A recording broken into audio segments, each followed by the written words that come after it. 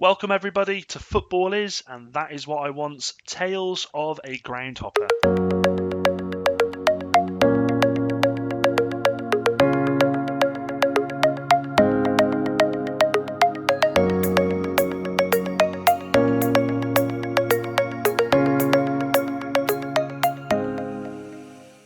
Hello everybody, and welcome to episode number 5 of Tales of a Groundhopper. I'm very happy today to have Charlie Marriott here.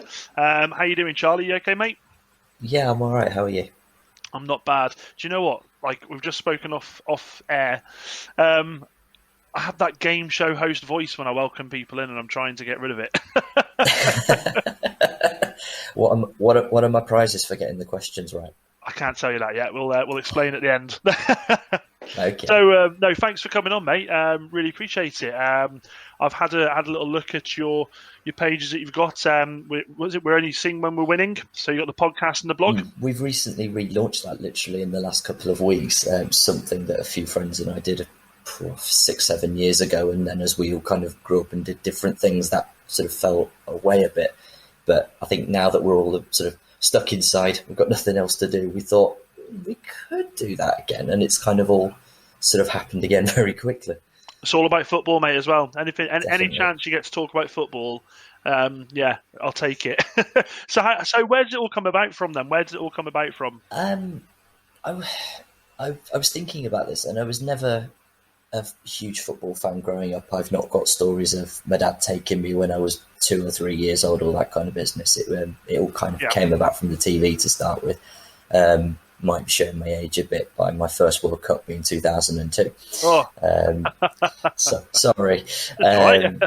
So yeah, but I remember first seeing that on TV, and I've got very vague memories of Euro 2000, but nothing major. But I can just remember 2002 just being obsessed with the whole tournament on TV and just wanting to know everything and watching every game, and it kind of developed from there. And ever since, really, just football has been the thing. My first game was back in, I think, the end of 2002. Through someone my dad knew, we ended up going to a Tamworth game. And I'm thinking at that age, what, Tamworth have got a football team too? Because I've seen like the top few divisions. So yeah, my team were West Brom by that point. I'd heard, seen Coventry on the TV. I'm thinking, what, Tamworth have a team as well? Go on, I want to see this.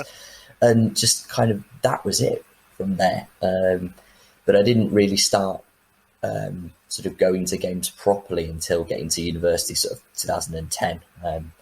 A good friend of mine went to university in Nottingham, and he discovered Forest, and that was the end of it.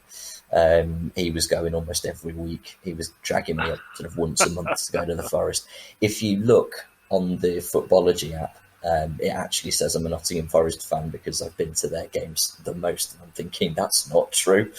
But no, it's kind of from there, and then sort of the last 10 years or so I've been going to games as frequently as money and time will allow.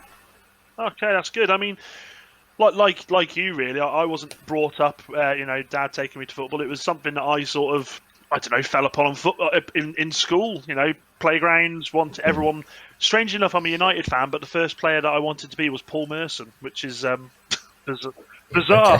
He was my hero from the age of 6 up. But yeah, it's amazing how football takes a hold of you. And the 2002 World Cup, I mean, Christ, what a World Cup!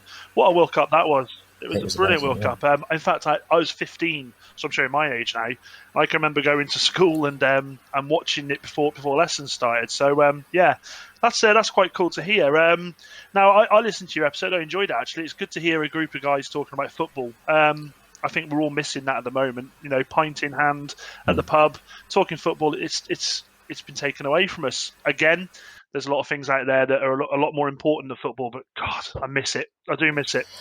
I know. I had so many plans, and I'm sure we'll talk about this later, that up until very recently I was in Japan, and towards the end of that time I wanted to get a bit of travel in, and with the Asian leagues being mostly summer leagues, it was the perfect time to do it. Yeah. And just one by one, these plans sort of slowly fell apart, and I just had to be cancelling things and rearrange. And I know it sounds selfish, but at the time I was just thinking, because at that point we didn't know how serious this was going to be. Yeah. So yeah, so like the amount of things I would like, if you look at it in 2020, I think I've only been to 2 matches. Oh, And it's a you think, struggle, isn't it? Because like my wife's a yeah, nurse, and I have to try and I sit there and go, oh, this, I want to go watch football, and then I have to sort of justify myself and go, oh, okay, I understand. There is tough stuff, but I'm the same. Like, this was my first foray into non-league football this season, and I was so looking forward to like the business end of the season, the playoffs, promotions, getting involved. Hopefully getting to a couple of games where there was relegation, at stake. So. Yeah, I'm same as you, mate. So much plans I had, and just have been completely wiped. But I want to touch on that actually, with regards to non-league. What your thoughts are at the moment with regards to everything being cancelled? What do you think about that? I've had different thoughts about this as things have gone on, and obviously as decisions have been made, and that I think everyone will agree at this point that the decision to null and void everything was made far too soon. As we've seen with so many other leagues at the minute. But as it's kind of developed, initially I was thinking that was possibly right and then possibly wrong, and then what you do with it. And initially I was thinking that you doing it points per game was probably going to be the fairest way. But the more I can't remember where I heard this, but somebody saying, but if you start like your first 10 games were against the 10 toughest teams in the league, and you've got quite an easy run in, how's that fair compared to someone else who's had all the easy games already? And then another suggestion I saw was if all the games were kind of counted but were all 0-0 draws, so you still had the full season played essentially, but everyone had the same sort of end to the season. And the more I thought about it, that was kind of fairer, but I thought the fairest way of it being, because then at least you can say, look, everybody's had the same sort of treatment for the end of the season. And I know it would be harsh to be promoted or relegated off the back of something that you couldn't control, but like, I genuinely don't think there's been anything like this before affecting football on such a scale. So other than the weather, and I think the war, I think exactly. It's unprecedented. And do you know what? I agree. My thoughts straight away were, and I'm quite vocal about this on Twitter, on Facebook, on anybody that'll listen to me. I felt that that they did take the decision too soon. I still think that, and the fact now that you've got the National League, you've got National League North and South as well. They might be playing their games out points per game. It just frustrates me because I think, well, if that's good for them, then why can't they use it for steps 3 to 7? But it's frustrating, and like you said, this is something that nobody's ever seen before. None of us. There is no book, is there, to go to and say, "Oh, right, this is what we need to do in this situation." There will be going forward, but it's a bit of a weird one. But I digress. I'm not gonna moan. I'm not gonna moan to you too much about non-league. So really, I got a taste of this last night when I was having a listen to your podcast, a bit about where you've been travelling and how long you've been ground hopping for.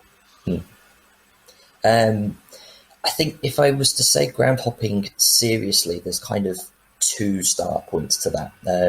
The most recent one of those, I'd say, was the middle of 2017. I just moved. I'd lived away. I was in Huntingdon in Cambridgeshire working, and I then moved back to where I'm from, which is Coventry. And I was kind of a bit needing something to do. And at that point, I had the Groundhopper app on my phone, and it said on a Tuesday night, "Oh, there's a game on." Coventry United were ground sharing at Coventry Sphinx at the time. Okay. So I thought, Tuesday night, I looked on Twitter and it was like £3 to get in, and I thought, go on, why not? And I wasn't really upon my non-league at that point, and it was Coventry United against Starport Swifts. Oh, again, Starport didn't register on my radar at that point, and I think it was a 5-0 on a Tuesday night, and I thought, do you know what? For a few quid, that wasn't half bad. And then it kind of went from there, really. And then I was looking, right, where else is nearby? Oh, Coleshill, Highgate, where else? All these kind of local ones. And suddenly I realised that Coventry had 3 non-league teams. They've got United, Sphinx and Copsewood. And it was like, well, I need to go and see them as well. Yeah. And then branching out more into sort of Birmingham or going a bit further south. And, before you know it, a year and a half's passed. And I've done 20, 30 odd grounds, and the numbers just jump up. Yeah. But where it really started, and this is another story for later, is during my uni days, I had to go and live in Russia and study in Russia for a year. Wow. And the institute I was at, there was an English guy working there, guy down in Kent, and he was working there and got us all together. He found this bunch of English students had come over and said, "Oh, we play five-a-side on a Sunday if you fancy it." And I remember immediately in my head thinking, no, I don't want to do that. But then the more I thought about it, you think, well, actually, nothing better to do. Why not? So I started playing five-a-side with these guys, and he spoke to me after one of these games and said, "Oh, I'm going to a game on Tuesday if you fancy it." I thought, but then I did go, and it was a Russian second division game on a Tuesday night. It was bitterly cold, I remember, and we got there, and there was no one there, and we both looked at each other and went, "Hang on a minute," and it turns out that the home team had to play this game behind closed doors due to fan disruption. Oh, right. So we come all this way, and we couldn't get in. But we found a bar around the corner where all the away fans had gone, and they must have travelled, I don't know, 4-6 hours to get here, all sort of 20 of them. And we just ended up watching it on the telly in the bar with them instead. Oh, wow. That's And suddenly from there, again, maybe once or twice a month when work schedules lined up, we would just get on the train in Moscow and just go like an hour out of the town to the city centre and just find it kind of became a game. How few fans are there going to be this week? We went to a game and we were like 2 of 20 people there, and they're all looking at us going, "What are these guys doing here?" That's crazy because Russia's so big, isn't it? Like the World Cup that we had in 2018, I didn't realise. I mean, I knew Russia was big, of course, but you look at the grounds, how far they are between, and there's different time zones. It's mad over there, isn't it? That sounds really cool. Yeah. Where I was based in Moscow, you were reasonably close to all the big clubs. So I got to go to Spartak a few times and Lokomotiv a couple of times. Yeah. But it took the wind out of me when I got back, because it was like, well, there's nothing really around here. And, I'm a West Brom fan. I don't want to go and see Villa and Birmingham. I'll catch fire if I go into those grounds, won't I? So, I went a long time without really going to a game properly. It must have been good 2 or 3 years before I actually went to a game again. Yeah, because I kind of fell out of the habit. That's incredible. That is, especially being a West Brom fan, because one thing I've noticed in the Midlands, I did a game at Wolverhampton Casuals, and the first thing that the boss there said to me was, "There's hundreds of teams around here, mate. You won't run out of teams." And I thought, that'd be silly. And then again, that Groundhopper app, I looked on it and I was like, "Oh, he's so right. There is hundreds of games around here." So it's the Midlands, especially for me. I've realised London's obviously a hotspot for football teams, but the Midlands is just incredible. Did your app work over there? Did you try your app over in Russia? I didn't have it. It was slightly before. I can't work out if it was slightly before the app's time or whether I just didn't get a smartphone until I came back. Right. I don't remember having it, but I think we were still at a point of trawling websites to that point. It's so much. I make it sound like it was in the dark ages, but it's so much easier these days. Just getting hold of it. I think, and something I've touched on a couple of times with the other guys I've spoken to is groundhopping now is becoming a religion. There's so many people that do it, isn't there? I mean, you only have to type Groundhopper in Twitter and it just comes pages upon pages upon pages. So it's something that people love doing. With regards to the grounds that you've been to, what would you say is your favourite? I didn't want to answer this question. It's like you did on one of your other live streams where you said, which is the ground you want to go to? And my answer is kind of, well, all of them, because for me, it's weird to say as a groundhopper, but I don't actually care what the result is as long as it's not a 0-0. It could be a 1-0, it could be 6 or 7. Because for me, it's all about the experience of getting there, being there. It's almost like the match takes on like a secondary importance. So for me, I can reasonably pull sort of 20, 30 that I would class as my favourite, all for different reasons. But I think I think based around those stories, probably the Luzhniki Stadium, the big stadium in the middle of Moscow. At the time when I was there, Spartak were using it because they were building a new one, which is now open. Right. But at the time, it was a big, like, 75,000 seater stadium that they were playing the home games in, and it was only ever full once. And well, it was only ever full for the Champions League fixtures. Yeah. So getting there for that, because it was, like, I ended up going to Spartak versus Barcelona. I didn't have a ticket. I just rocked up, no ticket, and I was waiting just to try and get one. Like, it sold out within minutes. There was no chance of me getting one legit.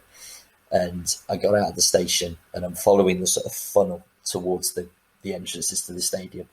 And I'm still thinking, I've still not got a ticket. I've still not got it. And then I just saw this guy with his hand in the air. I thought, there we go. And I spoke to him in very broken Russian and said, how much for the ticket that he had in his hand? And it worked out to be about 15 quid. And I thought, yeah, I'm having that. Yeah. And the closer I walked to the turnstile, I'm thinking, I've been had here. I looked at the ticket, and it was kind of battered. It had been folded, and I thought, he's had me here. He's got in with that. And he's come out and he's made his money and he's off home. But I got there, and sure enough, beep, green light. I thought, what, I'm in? Like, I'm actually in. And when it's that busy, the idea of this is where my seat is, that just goes out the window completely. Like, you just find space. Yeah. But I just remember walking down towards the seats and just 75,000 people there, and just the noise of it. Really? Like, I'm getting chills thinking of it again now. And I think, like, if you had to pin me down, that's probably, like, the favourite based on my experience. That's what do you know what? That's what football does to you. There's that. I love watching on Twitter. You see the reactions when someone takes their kids to watch the football for the first time. Yeah. And they walk up the steps. And I'm doing the actions here. We're on a podcast. They can't see that, but they walk up the steps and they come out, and the kid's face just lights up, and it's something else, isn't it? It really is. I mean, I can say this now because this will be out after poor old Peter from Holland's podcast. He travelled all the way from Holland to Scotland for a weekend of football, and he caught 4 0-0s in a weekend. Oh, no. He said he couldn't believe it. He said, I'm not a betting man, but if I'd have put money on that, I mean, he'd be a millionaire, wouldn't he? But it's great how grounds have that effect on you. And you know, some people prefer newer ones, some prefer older ones, some prefer ones in the middle of nowhere. But people have favourite grounds. There's so many different ones, and that's what I love about it. Favourite player that you've seen live, then? I think it's from the same game. It was Messi, no question. It was in that season where Barcelona didn't win the Champions League that year, and they kind of started. It was like a period of maybe 2 years where they weren't quite as good. I mean, they're Barcelona; they're still going to be one of the best teams in the world. Yeah. But they were just kind of on the downhill for a couple of years. But like Messi in that midfield, I mean, by comparison, Spartak are not a brilliant team. They lost 3-0. They were taken to school, but he was just pinging balls left, right, and centre. And I was just in awe. Like, I was trying to take some photos, but I just couldn't keep up. And I just kind of gave up in the end. I was just sat there thinking, I'm just going to sit and watch this, you know. I've seen Ronaldo as well. It was actually in the same stadium because the national team were using it. It was Russia against Portugal, and I think it was a World Cup qualifier. But he did not have a good game that day. He was kind of, what was this? This would have been 2012. So he was kind of in that. He was still in that sort of petulant phase where he was just jumping around and trying to make a meal of everything, which thankfully doesn't do so much of these days. But I was just getting frustrated sitting there watching, thinking you could have just stayed on your feet. Yeah, and it's surprising because he's built like a light heavyweight boxer as well, isn't he? Let's have this right. Yeah. So it's like you don't need to be doing this, and it just by the end of it, I was just sat there thinking I'm bored of this. Like, I almost felt. Yeah. I wouldn't say I felt let down, but you know, I felt a bit disappointed. Like you've seen one of the best players possibly ever, and he's just put a performance in like that, and I'm just, nah, you're all right. It's a funny one because I mean, it's the age-old question, isn't it? Of the last 10 years, who's better, Ronaldo, Messi? I'm United, but my reasons for you know saying Ronaldo is more the case he's done it wherever he's gone. But then there was a saying that I can't believe I'd never not read this saying before, and I read it about 6 months ago, and I thought that's so true. It was Messi is a player with God-given talent, isn't he? And Ronaldo's a man who had to earn the talent, who learnt the talent, and it's so true. And I don't know I love tennis. When the argument about Federer and Nadal was about who's the best tennis player, my answer to that, and it's kind of the same as this one, was just be so thankful that you're alive to watch these two titans just battle it out week in, week out. Messi's a phenomenal player, and he's an alien to me because he does stuff that I don't understand how he does it. But will Barcelona, and I'm going off topic here, but will Barcelona struggle when he goes? I think they will. I think they will. It'll be different though. Yeah. I was just thinking the same point as you made it there. Why do we have to choose? Yeah. Right. It was when, just to go back to Ronaldo, when he left Madrid, you're thinking, right, is that them on the down curve? Well, of course it's not. They just become a different team, and it'll be the same when Messi leaves Barcelona. They'll become a different team, and they'll play a different way, but they won't disappear. I don't know how long he's got left playing at Barcelona. I don't think he'll be there much longer, Messi, because I know he's always said he wants to retire in Argentina, doesn't he, for his boyhood club? He's always said that. So I think 2 or 3 years, perhaps tops. Yeah, probably. I mean, I can't remember where I read it. There were rumours that he might go to MLS for one season, kind of what Zlatan did, go for a couple of years, and then it almost seems traditional for players from Argentina, doesn't it, that they go back to the boyhood club and they finish there, and I think he probably will. Yeah, well, United have been trying to push Marcus Rojo that way for the last 5 years. He's not having any of it. We finally got rid of him in January. He's only in his early 20s, a bit early for him to retire, isn't it? Or do you just want him gone that badly? I just want him gone. Do you know what? He's fantastic with effort, but he just lacks stability. So yeah, that's fine. I'm looking forward to this answer I'm about to ask you now. Longest distance travelled for a game, because you've been all over the shop, mate, haven't you? Yeah, I've kind of. I scribbled some answers down here, and I just answered. I put all of them with a question mark at the end of it. I was like, "How?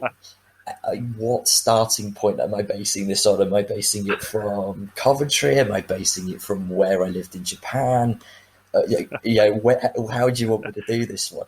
I'll tell you what. You can do. No, I'll tell you what. Let's do. How many have you put down? I've got kind of 1/2 answers for each. Let's go with 2 answers, because I think there's a couple of stories here. Go on, we'll have that. Go on then. Well, we'll start in the UK, where the idea of just jumping on transport for hours and hours just doesn't bother me, because, like, as I say, it's part of the experience. And a good friend of mine, one of the guys that does the podcast with me, is down in Exeter now. Wow, that's a trip. That is a trip. And I've been down to see him a couple of times, and it always involves leaving my parents' house at 4:30 in the morning. The buses aren't even running. I have to walk 1.5 miles to the village to pick up the bus that goes there, and then get that into the centre of Birmingham to pick up the coach that goes down to Exeter. So by the time I get there at about 11 a.m, I've already been travelling for about 6.5 hours. And I did it one day, and this was at the point where I was just travelling and going somewhere every weekend. I was sort of in full groundhop mode at this point. Yeah. And it was, I think, the 3rd qualifying round of the FA Cup. Right. And I looked at the fixtures, and I was sort of trying to work this out. And then suddenly I saw that it was Taunton Town were at home. Okay. And I thought, hang on, Taunton's on the bus route. So when I go from, I think it's Birmingham, Bristol, Taunton, Exeter. So I said, well, why don't I just get the coach down for the day? We know we can do it. We know I'll get there in time. And then the last one was at like 6:30. I'd have got back just about in time for bed. So I said, well, why don't we just do that? And he said, yeah, go on then, if you don't mind doing the trip. So sure enough, we rock up in Taunton, and we looked at it, and we were just sort of looking at the fixtures over a coffee, and he said, I've got the car, why don't we just do Tiverton instead? And I said, I suppose we can if you want. So we ended up going to Tiverton against Met Police in the 3rd qualifying round of the Cup. And I'm so glad he did, because I think the Taunton game was a 1-0. And the Tiverton game that we went to was a 3-3. So we ended up making the best decision. But yeah, I got on the bus and just came home again. And I just gone down to Tiverton for a day to watch the FA Cup 3rd qualifying round game, just because it was there. So just because I can. Yeah, exactly. Being in like the groundhopping mode. I was watching Afterlife with the wife last night, and she'd fallen asleep, and Ricky Gervais is he's getting upset that his wife's died. And I sat there and I got my wife in my arm, and I thought, what would I do if she died? And then the first thing I thought about was, oh, what games could I get in? Yeah, you were thinking going back down. Exactly, yeah. But luckily enough, she didn't hear that. But yeah, what was your next one, bud? Before I get told off. Funnily enough, it involves my other half as well. So when I was in Japan, she came over for about 3 weeks. Oh, lovely, yeah. And the day she went back, it was the first day of. It was kind of the end of the 10 days of holiday period they'd had at the end of April. So it was another 3-day weekend. And she was going really early on the Friday morning. And I jokingly said to her, I'm dropping her off at the airport. Why don't I just bring her back and go somewhere for the weekend as well? Okay. And I looked at it and I thought, actually, that's not such a stupid idea. And I found that if I went from Tokyo, I'd sort of drop her off at 8 a.m. And then at 8:50, there was a flight going over to Toyama, which is on the other side of the Japanese mainland. And then I looked at it and there was a game on the Friday, a game on the Saturday, a game on the Sunday. I could get the late flight back from Toyama to Tokyo on the Sunday night and be back at work for the Monday. Oh, my God, that is absolutely stupendously good. That is amazing. Yeah, I did it. Brilliant. Yeah, and then I later found out there's another guy, brilliant, another YouTuber that does a lot of stuff in Japan, Lost in Football Japan. I'll give you the link so you can share his stuff. Yeah, definitely. It's absolutely brilliant. And it turned out he'd done the same trip as well. Oh, wow. And we hadn't planned it, we hadn't met during the trip. And it turns out these two English guys are doing the same trip. That's crazy, that is. That's and it crazy. was absolutely bizarre. That's amazing. Just the whole thought of just drop her off at the airport and there's a flight there. That to me is music to my ears. Sadly, I'm scared of flying, so I only fly if I absolutely have to. It's horrendous, mate. It's horrendous. But that's brilliant, mate. You know what? Stories like that. This is why the podcast's here, because I think people love stories like that. What about with regards to all the games you've been to? What's the best fans you'd say you've witnessed? What's the best fans there? I'd have to say the Japanese fans as a whole. There's just 90 minutes. It's just 90 minutes, and then about 2.5 hours beforehand, it's just noise. It's just a constant, and it's not like you can tell towards the end where they're getting tired. They just carry on, and they've got guys at the front with megaphones, kind of sort of like directing traffic. And there's some of them where they'll even have like the big placards at the front so you can sing along as well. Really? So I've never been to Japan. Like half of these Japanese teams I hadn't even heard of before I got there. Suddenly I'm singing along because they put the cards there. And the away fans are the ones that get me, because and you don't really realise it to start with, but Japan is a much bigger sort of cluster of islands than you would think. So I remember one game, and for me, it was dead easy because it was FC Tokyo's under-23 team. I think it must have taken me about 40 minutes on the train. It wasn't much effort at all. But they were playing a team from right up in the north, and there was maybe 20 or 30 fans that had come down. And even on the bullet train, that would have taken them at least 4 hours for a third division game against an under-23s team. And the bullet train's not cheap. Like, for that, would have cost them at least 150 quid each way. Bloody hell. Per person. And they've come down for a third division game just to cheer on their team. And you just have that admiration for them. Yeah. It's just like fair play. I don't even care about what happens on the pitch now, just because I'm appreciating the effort you've made to come here.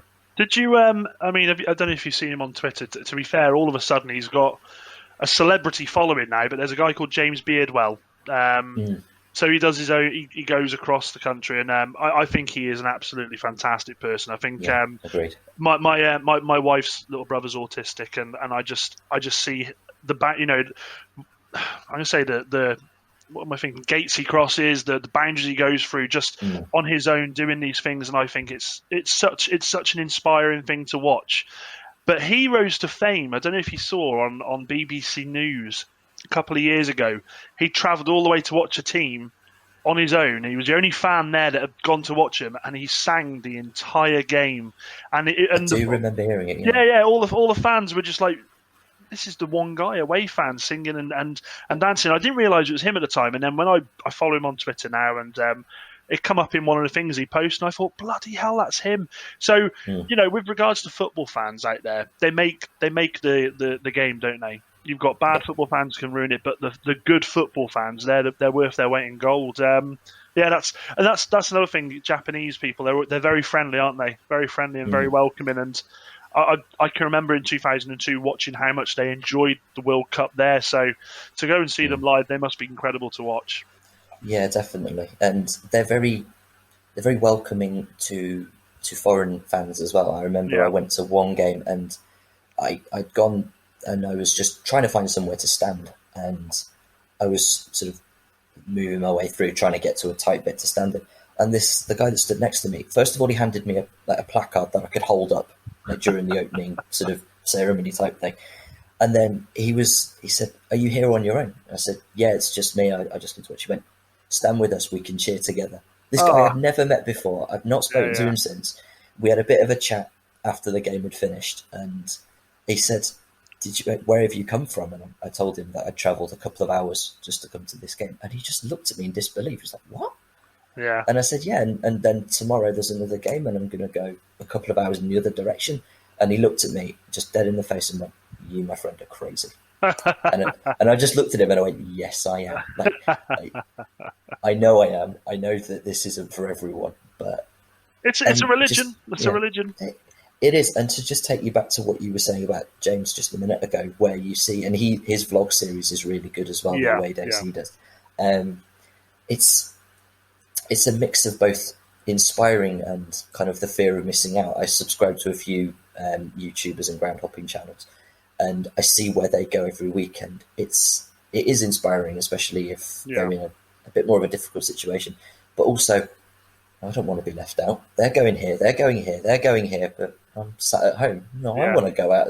And I've yeah, tried vlogging myself a couple of times, but I didn't realise just how much work yeah. was involved. And, Definitely. you think it's dead simple, just holding a camera, but it would get to like Tuesday or Wednesday, and I still hadn't put a video out, and I'm just thinking, is this? Am I losing my Yeah, enjoyment? And I kind of ebb and flow with it. So if I'm in the mood for it, yeah, I'll record what I've seen. But if I won't, then I won't beat myself. There was one game in the summer, and it was a beautiful sort of evening game, and I was lying on the grass bank behind the goal, just watching this and thinking, I yeah, don't yeah, want to yeah, record this. It was like I was enjoying them being in that moment and just sort of having yeah, that to yeah, yeah, myself that I just didn't want to record.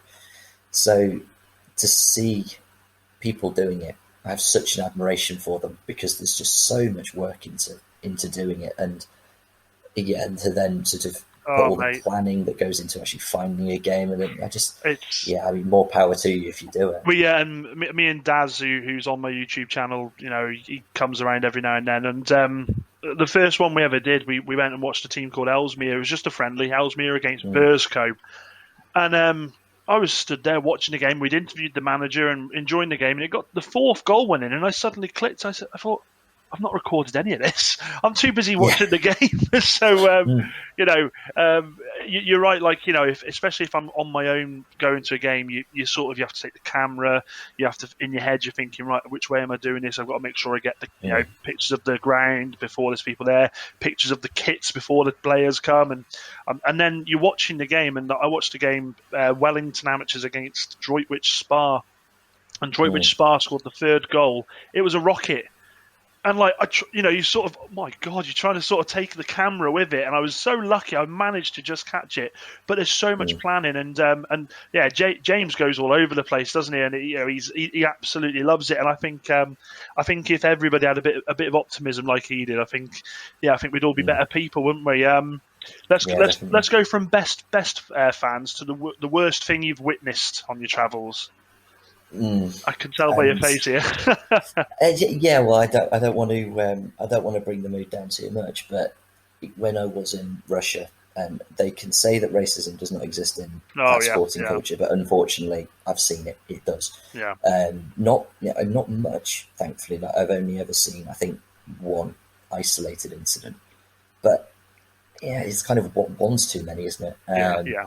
And even this, like, you want to say something, you want to be the sort of one to stand up to it, but when it's me and I'm not a very big person, Yeah, and you see 10 or 12 big Russians yeah, yeah, um, racially abusing another player, you just kind of like you feel bad for not saying anything, but at the same time, like, what can I do? yeah, yeah. Definitely, And definitely. it's a real conflict, and it's like I remember, I think it was before Euro 2012, and there was that Panorama documentary that went out about the Polish and Ukrainian fans being hooligans and all this Yeah, kind of yeah, business. yeah, And I remember thinking, well, it's not as bad as you're making it sound. Like I could see because of my own experience that there was like definite sensationalism there. But yeah, yeah. for people to turn around and say that racism doesn't exist in football, especially in East European football, sorry, but it does. It's scary as well. I don't understand it, mate. Mm. I don't understand what gets in these people's minds, especially when Mm. you see, and I've seen it several times. You'll see a group of fans racially abusing a black player on the Mm. opposing side, but there's players on their side that are that, and I honestly sit there and I think, what are you Yeah. doing? You know, and as you said, you know, it it's an ugly head, isn't it, that rears every now and then, sadly. And Mhm. for me, and I've said this for a long time, I think, do you know what? You're going to hurt the fans that don't do anything, but just ban them. Just ban them. Just ban them and get rid Yeah. of it. Unlike technology nowadays, how they can try and say they can't pick out these people, it's beyond me. Do you remember Bulgaria against Mhm. England in the World Cup qualifiers recently? They'd gone Yes. in there just Yeah. literally Yeah. to racially abuse, and I thought that's horrendous. Did they probably get arrested after the game? Mm. Probably not. It's yeah, it's a shame, mate. It's a shame, and it's something that I'm very happy to say that I've not witnessed myself at a game yet. And yeah, and I Mm. agree with what you said. It is horrible sitting there thinking, oh, I really want to say something, but self-preservation sometimes, mate. You got to take care of yourself first, haven't There's you? so much that could be done, Yeah, like, from a higher level. of Like course, we mate. see it all the time where players are fined more for Walking off. doing something off field than that. Yeah, but to think about that Bulgaria England match, it shouldn't have taken, what was it, two tannoy announcements and then potentially stopping the game for a few minutes. It Yeah. should have been right. That's it. Game's off. Yeah, and Sorry. the Bulgarian manager, if I remember rightly, tried to pass it off and say, "No, you're absolutely wrong. You've got it all wrong." Yeah. And I thought, open your eyes, mate. Listen, open your ears and have a listen. It's yeah, it's disgusting. It is disgusting. Let's try and get a bit lighter. Funniest memory in football. Yes. Let's try and get there. Do you know? I try to think of like funny moments where you think of like something that might have happened in the stands or on the pitch, and I was struggling to come up with something actually. But I think the one where it just put the biggest smile on my face, it was the third game I think I'd been to in Japan, and it was second division team Yokohama FC, and I'd gone there Okay. and it was wet, and to say it was wet is an understatement. It was throwing it down, and I thought, I've got my coat on, I'll be fine. I was not fine. My jeans were soaked, my shoes were soaked, my coat just didn't do the trick at all. Oh, buddy. But the fans were singing the entire time, and and like the fact that, pardon the pun, it didn't dampen their enthusiasm at all. In fact, if anything, they were singing louder. And do you know what? The smile on my face just grew and grew as it carried on, and I just thought, yeah, loving this. And I was singing along as well. I had a beer in my hand. There were people running up and down with the big beer barrels on the back, the big dispensers. I just thought, do you know what? I'm going to have a few beers. I'm just going to enjoy this. Yes, I'm soaking wet. Yes, it's an hour to get home, and I'm absolutely miserable because it's wet. But I can't think of a time that I've been having more of a good time. And I follow them now. Like throughout the rest of the season, I followed their fortune, and they got promoted into the top division. So I think for the first time certainly in the top division, I think for a long time, there's going to be a Yokohama derby at some point this year. F Mariners won the league. Yeah, I was thinking, there's a I'd heard of a Yokohama. I didn't realise there was two, so you've educated me there, mate. There's three, actually. Three? Oh, my God. There's a Yokohama team in each division. I'm not sure they need one in each division, but yeah. That's good, mate. I like that. Yeah, there's just so many things like that. You just have the fans, the dedication just knows no bounds. Yeah. And do you know what? You see that. I mean, you've been to a few non-league games, I'm sure. You see that, don't you? In non-league, you see the some of these fans that will follow these teams anywhere. And and as I touched on before, and I'll always say this: teams are nothing without their fans, are they? Yeah, exactly. I mean, we're looking at the Premier League now. They're potentially going to start bringing it back, but playing it behind closed doors. And I heard on the news the other day that they were thinking about having fans' noises played in the stadium. just to give the home advantage. And I thought, that's horrendous. But That's not going to work. no, it's not going to work. Of course not. But as I said, I've played football not anywhere near at any good level at all. But you always play better when you have people watching you. I find, and they make it better for you. They do. I really appreciate this, mate. Do you know what? There's stuff that first and foremost, I didn't know that there was 3 Yokohama teams. So the fact that I only thought there was 1, that's definitely put something in my head. But I've really enjoyed it, mate. It's been really nice to have a chat about your travels.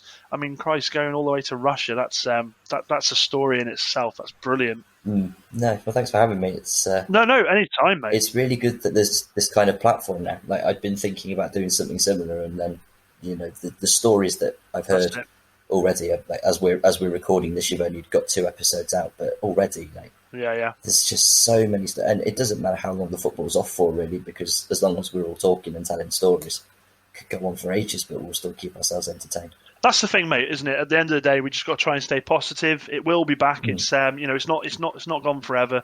I think stuff like this, I'll be following the stuff that you do on your YouTube channel, on your blogging channel as well. Be keeping an eye out for that. And guys, I implore you to do that as well. Follow them. I will put the links in the episode description below, so make sure you have a look out for them. But apart from that, Charlie, I really appreciate it, mate. It's been really nice talking to you, and I hope to have you back on sometime soon. And maybe, just maybe, our paths will cross. But I can guarantee it won't be in another country, mate, because I don't like flying. Anytime, mate. Love to have another chat with you. Brilliant. Thanks, Charlie. You take care, mate. And you, mate. Take care.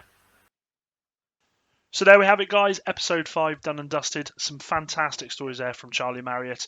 Some stories that I honestly would never have thought I'd have heard ever doing this podcast. Stories from Russia, from Japan, and all the way down to Coventry. So brilliant. Thank you so much, Charlie, for stopping by. Guys, as always, thank you for having a listen. Please remember to share this to your friends. Give all of our pages on social media a like. Football Is, and That Is What I Want on YouTube, Instagram, and Facebook, at Football Want on Twitter. Guys, as always, stay safe and take care. Football is, and that is what you got.